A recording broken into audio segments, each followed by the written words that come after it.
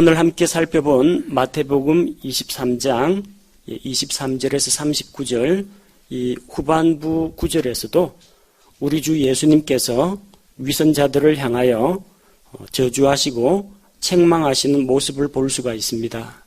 그리고 마침내 예루살렘의 멸망까지도 예고하셨습니다. 자, 23절에서 우리 주님께서 말씀하신 것은 11조의 문제를 다루고 계십니다. 서기관들과 바리새인들은 율법을 엄격하게 지키는 자들입니다. 그래서 11조를 엄격하게 계산해서 정확하게 바쳤습니다. 거기 열거되어 있는 것들 보십시오. 자, 박하, 회향, 근채. 이거 밭에서 나는 나물 하나까지도, 조그마한 풀 하나까지도 정확하게 10분의 1을 하나님 앞에 바쳤던 것입니다. 문제는 그들이 11조 생활을 안 해서 야단을 맞은 건 아니라는 겁니다. 11조는 정확하게 바쳤습니다. 근데 왜 책망을 받았습니까?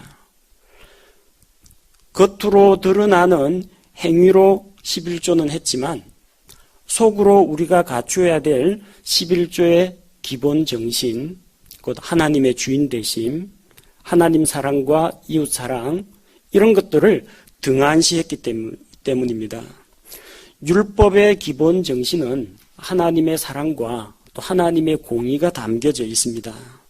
그러나 그들은 정작 중요한 속중심인 공의와 긍휼과 믿음은 무시하고, 속에 있는 건 무시하고 바깥으로 사람들에게 평가받는 거 드러나는 11조를 드리는 일에는 열심이었던 것입니다.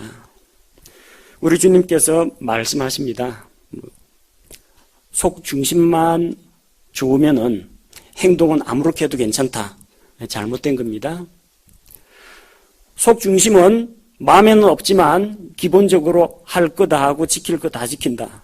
이것도 잘못된 것입니다. 두 가지가 같이 가야 됩니다. 율법의 기본 정신도 지켜야 하고 율법에서 요구하는 11조라든지 희생 헌물이라든지 그리고 안식일 지키는 거라든지 유대인들은 이것도 같이 해야 된다는 이야기입니다. 주님께서 뭐라고 말씀하셨습니까? 너희가 이것들을 행하였어야 하거니와 다른 것도 행하지 않고 내버려 두면 안 된다는 겁니다. 두 가지 다 하라는 이야기예요. 율법에 따라서 11조도 하고 율법에 더 중요한 바 공의와 긍휼과 믿음도 같이 지켜나가야 한다는 겁니다. 자, 그래서 이 11조에 대해서 설교를 하는 많은 설교자들이 이 구절을 근거로 해서 신약시대에도 11조는 성도의 의무다 이렇게 가르치는 사람들이 있습니다. 다시 한번 말씀드립니다. 지금 이 시대가 신약시대입니까? 구약시대입니까? 신약시대예요, 구약시대예요? 예, 예수님 십자가 사건 이전이면은 아직은 구약시대입니다. 신약의 시작이 언제입니까? 새 상속 언약의 시작은 예수님께서 십자가에서 새 상속 언약의 피를 뿌린 다음부터가 신약시대입니다. 아직 구약시대죠? 구약시대면 율법 지켜야 됩니다. 안식을 지켜야 되고 성전에 가면 제사장들이 다 지키고 있고요. 죄 지으면 희생헌물 가지고 가야 되고 11조 당연히 바쳐야죠. 자, 이 시대는 아직까지 구약시대이기 때문에 11조를 드리는 것이 옳습니다. 또 예수님께서 너희 서기관들 바리새인들아 이렇게 말씀하셨죠. 이 사람들 유대인들입니다. 자, 11조는 누구에게 주신 말씀이냐? 11조가 왜 생겼습니까? 이스라엘에 있는 나머지 11지파가 한 지파 레위 지파를 먹여 살리기 위해서 십시일반하려고 11조 제도를 하나님께서 율법으로 주셨습니다. 기본 정신은 모든 것이 하나님의 것이지만 내가 하나님의 주인 되심을 고백하는 겁니다. 그 중에 일부를 구별해야 하나님께 드림으로 하나님께서 모든 것의 주인이심을 고백하는 겁니다.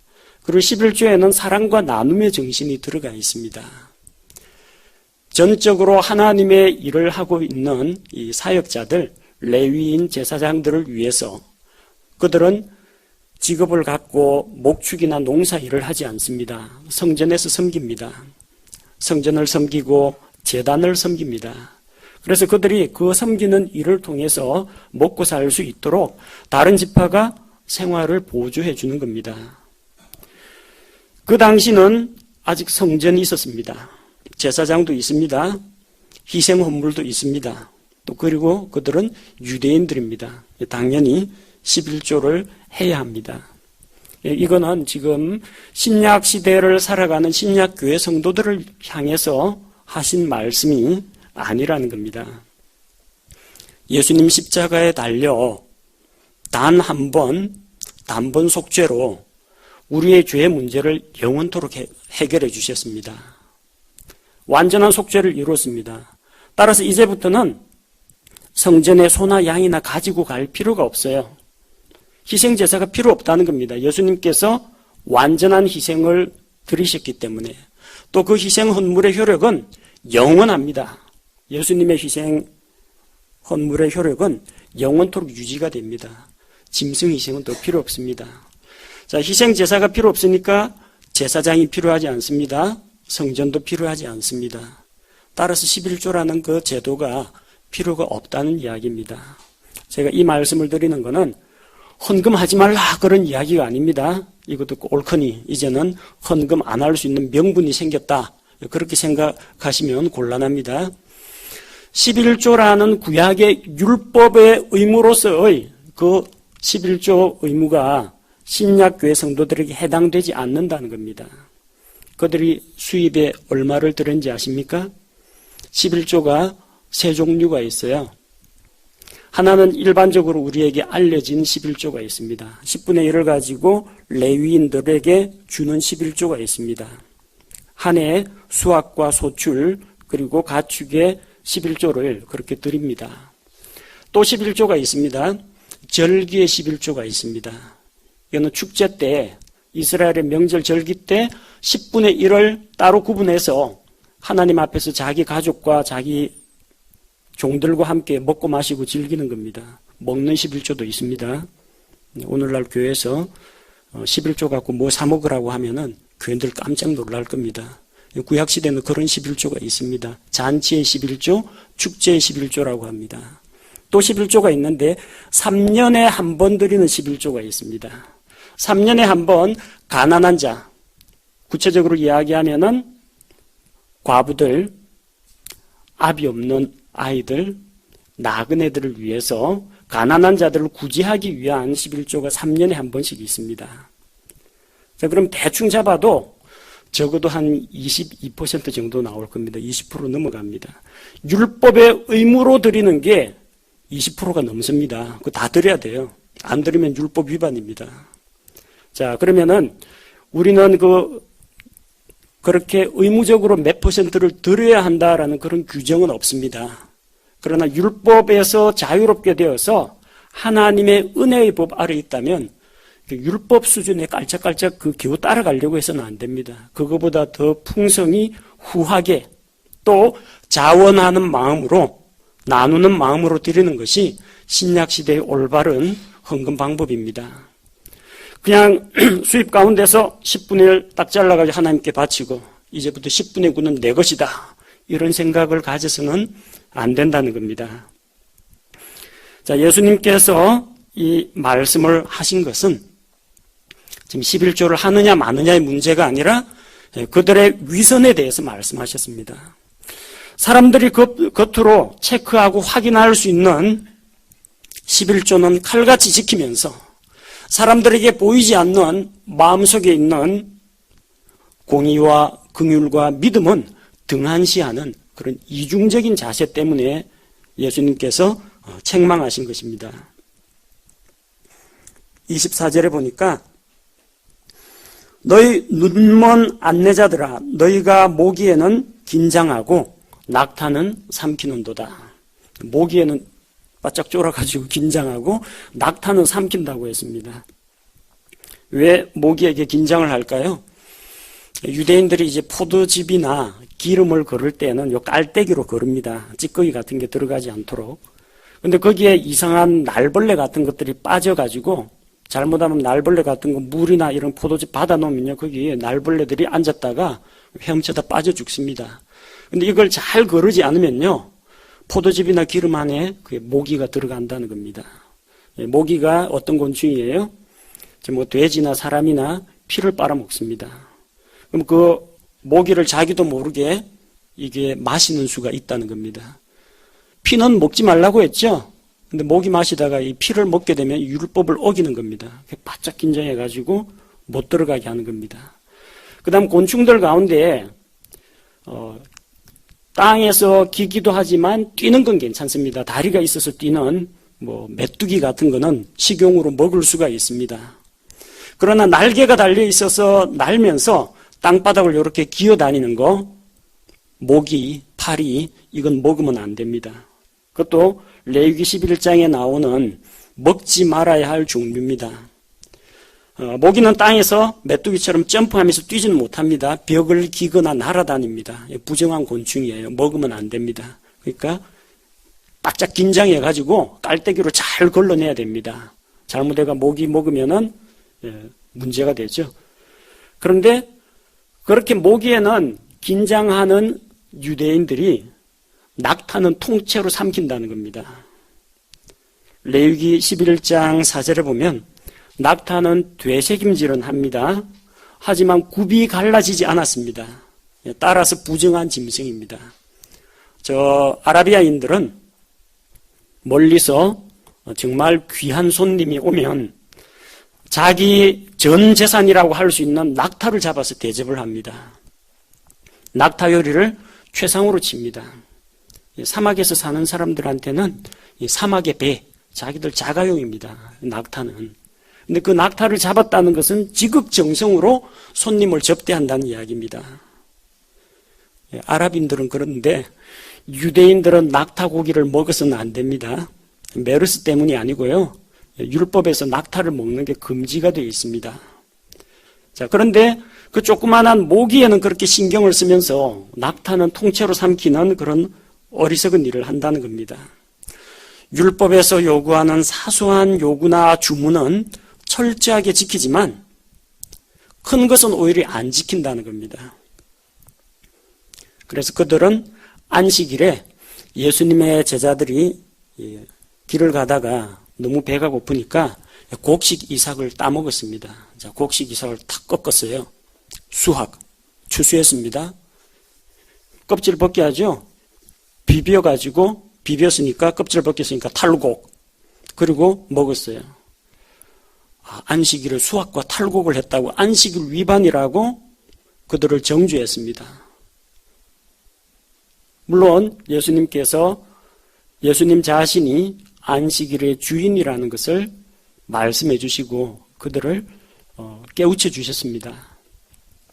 그런데 그들이 예수님의 말씀을 그대로 받아들였느냐?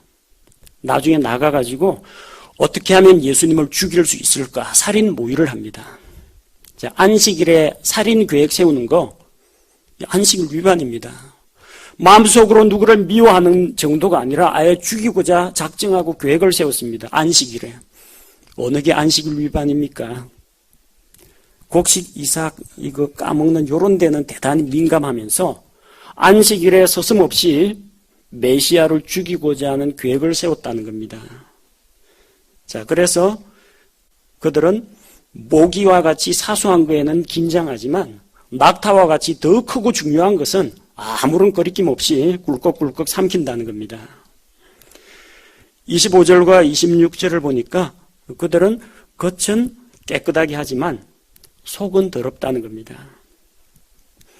잔과 대접의 겉은 언제나 깨끗하게 씻습니다. 율법에 따라서 잔과 이 식기들 이런 것을 부지런히 물로 씻고 밖에서 들어오면 또 계속해서 물을 뿌리고 손을 씻습니다. 그렇게 해야만 율법을 지키고 거룩하게 된다고 믿었습니다. 하지만 그들의 속에는 강탈과 과도함으로 가득했다는 겁니다. 자, 잔과 대접의 겉은 깨끗하게 하지만 그 속은 강탈과 과도함이 있다고 했습니다. 잔과 대접 안에, 밥그릇 안에 강탈과 과도함이 있다는 이야기가 아닙니다. 자, 이 그릇은 무엇을 말합니까? 흙으로 빚은 그릇, 하나님께서 흙으로 만든 사람을 이야기합니다. 그들이 식기로 사용하는 밥그릇 안에 죄가 들어있다는 이야기가 아닙니다. 창세기 2장 7절에 보니까 땅의 흙으로 하나님께서 사람을 만드셨다고 기록이 되어 있고, 디모데후서 2장 21절에도 각 사람이 거룩하게 구별되어서 주인이 쓰기에 합당하고 예비된 그릇이 되어야 한다고 했습니다. 그 사람은 크게 될 그릇이야 할 때 이 밥그릇 이야기가 아니라 그런 인물이란 이야기입니다. 사람을 그릇으로 이야기하고 있습니다. 자, 그릇을 아무리 바깥만 깨끗이 닦으면 뭐합니까? 안쪽이 들어오면 음식을 담을 수가 없죠. 사람도 마찬가지입니다. 아무리 깨끗하고 좋은 옷을 입고 몸을 열심히 씻고 얼굴에 바르고 화장을 한다 할지라도 마음속에 더러운 것과 죄가 가득 차 있다면 그건 하나님 보시기에 당연히 책망받을 일입니다. 먼저 그 속을 깨끗하게 해야 자기 몸을 닦고 또 음식이나 환경을 깨끗이 관리하는 것이 이제 의미가 있다는 겁니다. 그들은 바깥은 사람들에게 보이니까 잘 관리를 했는데 사람들이 볼 수 없는, 그러나 하나님께서 들여다보고 계시는 마음 중심은 더러운 채 내버려 두었다는 겁니다. 이걸 가리켜서 27절과 28절에서 회칠한 돌무덤이라고 합니다. 돌무덤은 아시죠? 바위 굴을 파가지고 그 안에 사람의 썩은 시체를 장사 지내고 나중에 이게 다 분해돼가 뼈 조각만 남으면 항아리에 뼈를 다 주워 담아가지고 이제 납골묘로 만드는 겁니다. 그런데 거기에 왜 회를 칠하느냐? 잘 구별을 해야 됩니다. 유대인들의 정결규례에 의하면은 이 무덤 만지는 게 금지가 되어 있습니다. 시체나 뼈 조각 이런 것들에 접근하는 게 금지가 되어 있고, 만약 만지거나 접촉하면은 부정한 자가 됩니다. 정결하게 하는 예식을 또다시 거쳐야 됩니다. 그래서 혹시 사람이 몸 모르고 이게 무덤인지 모르고 손을 짚거나 그러지 않도록 하기 위해서 돌무덤에다가 회칠을 해놓습니다. 무덤 접근 금지, 만지지 마시오, 이런 경고로 그렇게 해놓습니다. 회를 칠하니까 어떻습니까? 좀 희고 깨끗하게 보입니다. 겉은. 그 안에 뭐가 있어요? 썩어가는 시체가 있습니다. 냄새, 악취가 풍깁니다. 문 열면 바로 악취가 풍깁니다. 그리고 그 안에 죽어있는 바짝 마른 그런 뼈가 있다는 겁니다. 바로 외식하는, 위선을 행하는 서기관들과 바리새인들, 그들의 모습이 회를 칠한 돌무덤과 같다는 겁니다. 겉으로는 머리에다가 이 성구안 붙이고 옷자락 길게 해갖고 옷 끝에 술 달고, 그 다음에 회당에서 높은 자리에 앉고 시장에서 손 들고 오래도록 기도하면서 자기를 과시하지만 회칠이죠. 그 사람의 속은 더러운 것과 위선으로 가득 차 있다는 겁니다. 29절에서 33절 말씀을 보니까 그들은 대언자들을 죽인 자들의 자손입니다. 그들은 대언자들의 묘를 만들고 의로운 자들의 돌무덤을 수리한다고 했습니다. 죽고 나서 그럼 뭔 소용이 있습니까? 대언자들이 살아서 하나님의 말씀을 증거하고 대언할 때 그때 잘 들어야지. 그리고 그때 하나님께로 돌이켜야지. 이미 대언한 자들 핍박해가지고 죽여놓고 죽인 다음에 대언자들의 묘를 아무리 아름답게 꾸며도 그 무슨 의미가 있겠습니까? 그러면서 자기들은 그럽니다. 만약 우리가 옛날에 구약시대에 있었더라면, 우리가 그 구약시대에 있었더라면 대언자들을 핍박하지 않았을 텐데, 우리가 만약 이전에 엘리야나 엘리사의 시대나 또 예레미야 당시에 있었더라면 대언자들의 피를 흘리는 그런 일에 동참하지 않았을 텐데, 그렇게 자기 자신을 합리화합니다. 바꿔 말하면 자기 조상들이 그런 일을 행했고 자기들은 그 조상들의 후손이라는 것을 스스로 자백하는 겁니다. 그들 역시 자기 조상들과 똑같은 악을 행합니다. 옛날 구약시대 대언자들의 묘는 꿈일 줄 알았죠. 하지만 하나님께서 보낸 메시아보다 앞서 보낸 마지막 대언자 침례자 요한의 말을 그들은 받아들이지 않았습니다. 대언자인 침례자 요한은 헤롯에 의해서 목배임 당하고 죽었습니다. 또 하나님께서 보내겠다고 약속하신 그리스도이신 예수님께서 오셨습니다. 자기들이 만약에 조상들이 살던 시대에 살았더라면 그렇게 안 했을 거라고 했죠. 몇 장만 더 넘겨보십시오. 십자가에 못 박으라, 십자가에 못 박으라 하면서 예수님을 십자가에 못 박도록 이방인들에게 내어줍니다. 33절에 보니까 뱀들아 독사들의 세대야, 그들을 가리켜서 뱀들, 독사들의 세대라고 부릅니다. 뱀, 독사, 곧 마귀를 이야기합니다. 이 마귀의 자식들아. 하나님께 속하지 않은 자들은 누구나 이 세상의 통치자, 공중권세 잡은 통치자 마귀를 따르는 자들입니다. 그들은 마귀에게 속해 있습니다. 그래서 마귀의 행사를 하고 있는 겁니다. 그들을 뱀들, 독사들이라고 부르는 이유는 이 뱀은 귀가 어두워가지고 귀는 달려 있습니다. 근데 청각기관이 발달해 있지 않습니다. 그래서 이 소리를 잘 듣지를 못합니다.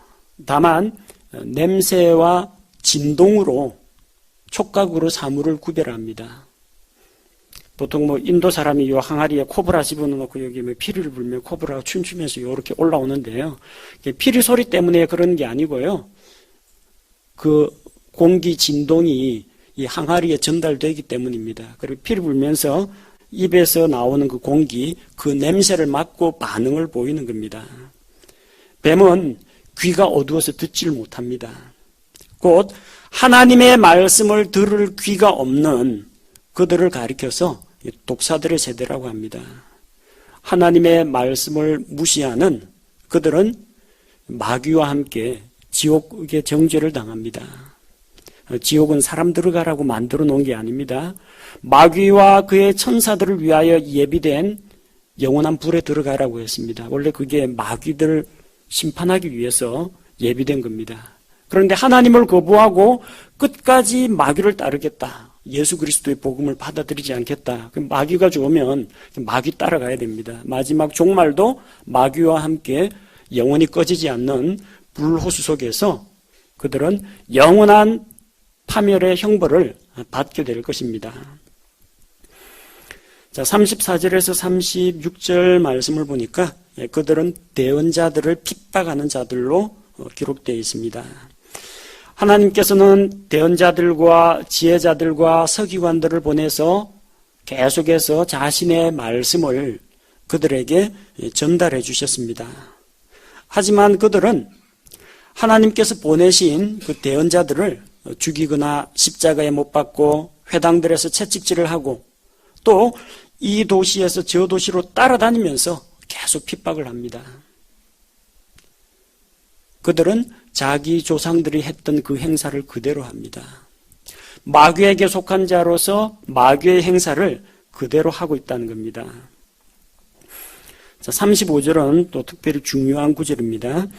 그리하여 의로운 아벨의 피로부터 성전과 제단 사이에서 너희가 죽인 바라기아의 아들 사가랴의 피까지 땅 위에서 흘린 모든 의로운 피가 너희에게 돌아가리라, 이렇게 기록되어 있습니다.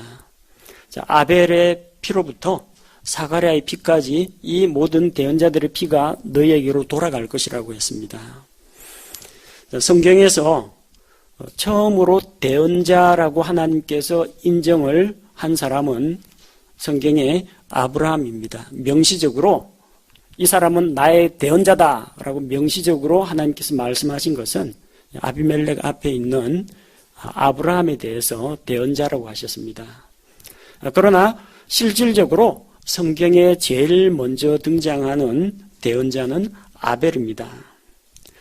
누가복음 11장 50절, 51절이 오늘 본문 말씀하고 같은 맥락에서 기록하고 있습니다. 이로써 세상의 창건 이후로 흘린 모든 대언자들의 피를 이 세대에게 요구하리니, 창세 이후로 모든 대언자들의 피, 그걸 가리켜서 아벨의 피로부터 사가랴의 피까지라고 합니다. 그러면은 아벨이 성경에 등장하는 첫 대언자라는 이야기죠. 아벨이 왜 죽었습니까? 아벨은 어린 양의 첫 새끼를 가지고 하나님께 드렸습니다. 반면 가인은 자기 행위를 의지해서 하나님께 나아갔습니다. 땅의 소산을 가지고 나아갔습니다. 벌써 창세기에 거짓 종교가 등장했다는 것을 볼 수가 있습니다. 그래서 하나님께서 아벨과 그의 헌물은 받으시고 가인과 그의 헌물은 받지 않으셨습니다. 가인이 분개했습니다. 그리고 자기 동생 아벨에게 이야기했습니다. 뭔 이야기했겠어요? 자기를 따르라는 이야기했겠죠. 아벨이 그걸 거절했기 때문에 형에게 맞아 죽은 겁니다. 단순한 울컥하는 그런 분노 때문에 한 대 치니까 죽은 것이 아니라 자기가 만들어 놓은 거짓 종교를 따르지 않는 자기 동생 아벨을 가인이 살해했습니다. 아벨은 하나님께 대한 믿음을 지키다가 순교한 겁니다. 그리고 자기 형 가인에게 대언을 한 겁니다. 하나님의 말씀으로 대언을 한 겁니다. 무엇이 진리이고 무엇이 거짓인지를 증거하다가 죽은 겁니다. 그래서 아벨의 성경에 등장하는 맨 처음 등장하는 대언자는 이 아벨입니다. 그럼 성경의 맨 마지막에 등장하는 대언자는 누구냐? 자, 연대기 순으로 보느냐 아니면 성경 기록 순으로 보느냐에 따라 다릅니다. 자, 오늘 본문 말씀에는 바라기아의 아들 사가랴가 마지막 대언자라고 기록되어 있습니다. 이 사가랴에 대해서는 역대기하 24장 20절 21절에 나옵니다. 우리 주님께서는 역사적인 시간 순으로 말씀하신 것이 아니라 창세기부터 역대기까지 이렇게 말씀하신 겁니다. 오늘날 우리가 가지고 있는 성경은 창세기부터 시작해서 말라기까지 이어집니다. 그러나 유대인들이 가지고 있는 전통 마소라 본문 구약 성경의 편성을 보면요, 첫 번째 책은 창세기입니다. 마지막 책이 역대기입니다. 또 그 당시에는 역대기 상하가 없고 그냥 역대기입니다. 열왕기 상하도 없어요. 그냥 열왕기 이런 식으로 되어 있어요. 그래서 그 당시 예수님이 사용하신 전통 마소라 본문에 의하면은 처음 책은 창세기, 마지막 책은 역대기입니다. 그래서 창세기부터 역대기까지 하면 그 당시로서는 모든 성경이 됩니다. 처음부터 끝까지. 쉽게 말하면 오늘날식으로 이야기하면 창세기부터 계시록까지 이거하고 똑같습니다. 전 범위를 이야기합니다. 하지만 연대기 순으로 볼 때, 역사적으로 볼 때 여기에 기록된 사가랴보다 더 마지막에 순교한 사람이 있습니다.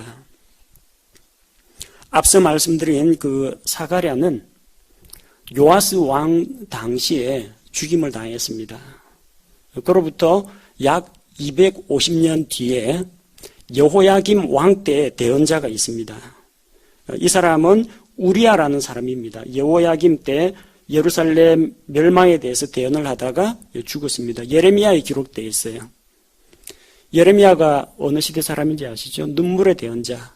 예루살렘 멸망하는 것을 눈으로 목격하고 이 바빌론 왕이 예루살렘과 성전을 다 무너뜨리고 포로를 사로잡아가는 거 경험한 그 이스라엘 왕조 시대의 마지막 대언자가 예레미야였습니다. 그 뒤에 나오는 대언자들은 포로기 대언자, 포로 귀환 후 대언자들이고요. 이 예레미야가 역사적으로 볼 때 예레미야 당시에 있던 이 우리아라는 사람이 역사적으로는 마지막 순교자입니다. 대언자 가운데 순교한 자입니다. 그러나 우리 주님께서는 이 역사적인 시간순으로 말씀하신 것이 아니라 성경 처음부터 성경 끝까지 아벨의 피로부터 사가랴의 피까지라고 말씀하신 것은 창세기부터 마지막 책인 역대기까지를 이야기하는 겁니다. 그 모든 대언자들의 피값을 바로 이 세대가 담당할 것이라고 하셨습니다. 그리고 마침내 예루살렘은 멸망하게 될 것을 예고하셨습니다. 37에서 39절에 나오죠. 오 예루살렘아 예루살렘아 대언자들을 죽이고 내게 보낸 자들을 돌로 치는 자여 암탉이 자기 병아리들을 자기 날개 아래 모음같이 내가 얼마나 자주 내 자녀들을 함께 모으려 하였더냐 그러나 너희가 원치 아니하였도다. 시골에서 아마 그 어미닭이 병아리 품는 거 보신 분 있으면요, 이 어미닭 날개 밑이라든지 이 품 밑에 병아리들이 삐꿈삐꿈 나오는 거 아마 보신 적이 있을 겁니다. 그렇게 어린 병아리들은 어미닭의 날개 그늘 아래 이렇게 숨습니다. 언제? 위험한 일이 닥칠 때마다 안전하게 보호하기 위해 그렇게 품어줍니다. 하나님께서 마치 암탉이 병아리들을 품는 것처럼 주께서 이스라엘 백성들을 이렇게 불러들이고 날개 그늘 아래 들어와야 품을 거 아닙니까? 하나님의 날개 그늘 아래 품으려고 여러 차례 시도를 했지만 이스라엘이 거부했다는 겁니다. 하나님께서는 모으고자 하셨습니다. 하나님의 의지가 나오지 I would라고 영어 성경에 그렇게 기록되어 있습니다. 그러나 너희가 원치 않았도다. would not. 이 사람들의 의지입니다. 하나님께서는 그렇게 원하고 계십니다. 자기 백성을 불러들이기를 원하시고요. 세상에 있는 모든 사람들이 바른 진리를 알고 구원을 받기를 원하고 계십니다. 하지만 사람이 자유의지로 이것을 거역할 수가 있다는 겁니다. 칼빈주의에서는 거부할 수 없는 은총해서 하나님께서 예정하셨으면 그 사람은 꼼짝 마라. 어쨌든 억지로 본인 의지하고는 무관하게 반드시 믿게 되고야 만다 그러는데 성경은 그렇게 이야기하지 않습니다. 하나님께서 사람을 로봇처럼 강제로 조종해서 그 사람을 마인드 컨트롤 해가지고 믿도록 만드는 게 아니라는 겁니다. 자발적인 의사로 예수 그리스도를 영접할 때, 자발적으로 하나님의 말씀을 믿고 받아들일 때 구원을 받는 것이지 하나님께서 예정하시고 강제로 강권적으로 역사해서 사람을 구원하시지는 않습니다. 하나님께서는 자기 백성을 모으고자 하셨지만 그들은 원치 않았다는 겁니다. 여러 차례 하나님께서 수많은 대언자들을 보내서 초청하시고 마지막에는 자기 아들 예수 그리스도까지 보내주셨습니다. 그러나 이스라엘이 이를 거부했습니다. 그렇게 거부했기 때문에 그들은 자기들의 왕을 가질 수가 없었고 하나님께서 주고자 하시는 그 하늘의 왕국, 메시아 왕국을 누릴 수가 없었던 것입니다. 그래서 38절 말씀과 같이 이제 그들의 집은 버림받아 황폐하게 됩니다. 곧 예루살렘의 멸망을 예고하신 것입니다. 이 예루살렘의 멸망과 관련해서는 앞으로 마태복음 24장에서 이야기가 계속 이어지게 됩니다. 바로 이것 때문에 마태복음 24장에 나오는 올리브산 담화라고 하는 마지막 때에 대한 말씀을 우리 주님께서 들려주신 겁니다. 자, 황폐하게 되었느니라 라고 했죠. 이것은 미래의 예루살렘이 이방인들에게 짓밟히고 황폐하게 될 것에 대한 예언입니다. 그러나 너무나 분명하고 확실한 이런 사실은 예언 시제라고도 불리는데 완료 시제로 표시를 합니다. 자, 39절에 보니까 내가 너희에게 이르노니 너희가 말하기를 찬송하리로다 주의 이름으로 오시는 이여 할 때까지 이제부터 너희가 나를 보지 못하리라 이렇게 말씀하십니다.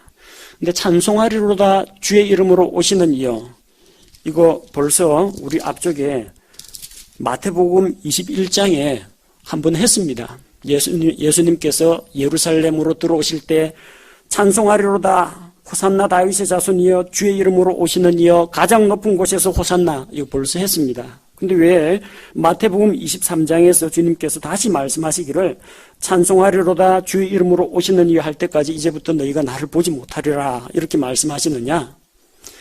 조금 지나면 그들은 예수님을 환영하며 영접했지만 불과 며칠이 못 돼서 십자가에 못 박으라고 합니다.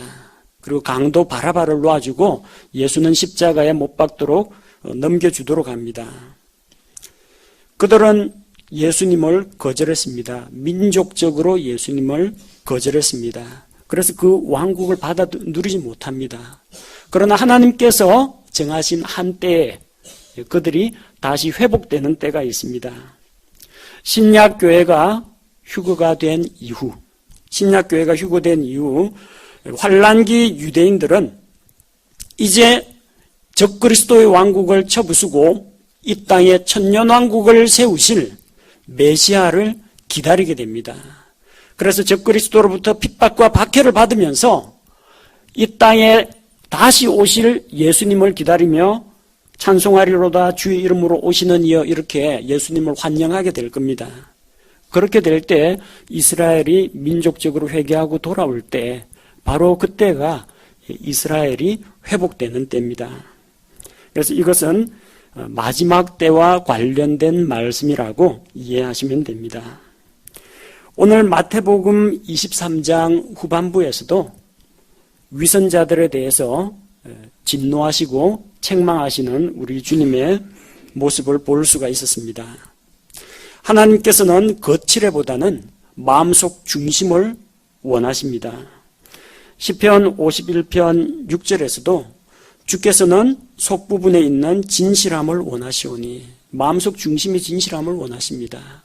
그리고 그 진실함으로부터 이제 올바른 행동, 선한 행동들이 밖으로 드러나기를 원하고 계십니다. 겉을 아름답게 꾸미는 것은 잠시 사람들을 속일 수 있을지는 모르지만 우리 마음 중심을 감찰하시는 하나님의 눈까지 속일 수는 없습니다. 드러난 행동도 물론 중요합니다. 그러나 그보다 더 중요한 것은 우리의 마음속 중심에 있는 동기와 태도가 더 중요하다는 것입니다. 두 가지가 같이 가야 됩니다.